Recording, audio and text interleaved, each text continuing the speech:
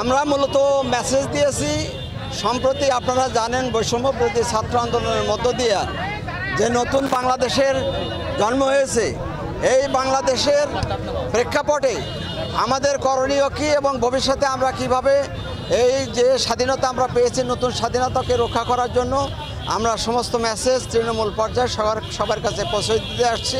এবং আপনারা জানেন যে দীর্ঘ 17 বছর এই বিগত শেখ হাসিনার সরকার আমাদের মিটিং মিছিল করতে দেয়নি, যার কারণে এই সমস্ত এলাকার লোকজন আজকে এই আনন্দে উদ্বলিত হয়ে এই সমাবেশে যোগ দিয়েছে এবং তাদের একটাই কথা যে আমরা স্বাধীনতা অর্জন করেছি এবং এই স্বাধীনতা যে কোনো মূল্যে হোক আমরা রক্ষা করব।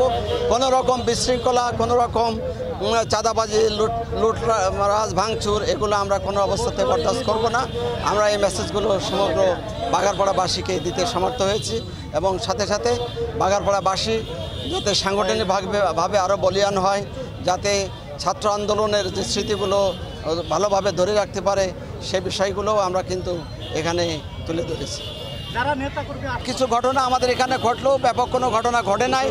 যদি কোনো ঘটনা ঘটে তাহলে তাদের বিরুদ্ধে কঠোর আইনি ব্যবস্থা আমার নেতা বলেছেন যে সাংগঠনিক ব্যবস্থা নেওয়া হবে এবং প্রচলিত আইনের যে ব্যবস্থা আছে সেগুলোও নেওয়া হবে। এই মেসেজ আমি তাদেরকে দিয়ে দিয়েছি অলরেডি।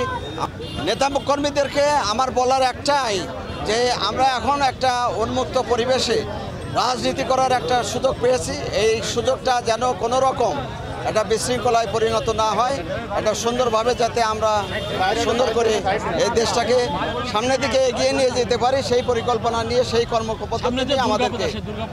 আমি দুর্গাপূজার ব্যাপারেও বলেছি সবাইকে সতর্ক থাকার জন্য এবং তাদেরকে সহযোগিতা করার জন্য, এবং আমি নিজে প্রয়োজনে তাদের সহযোগিতা করব, তাদের সাথে থাকবো। এটা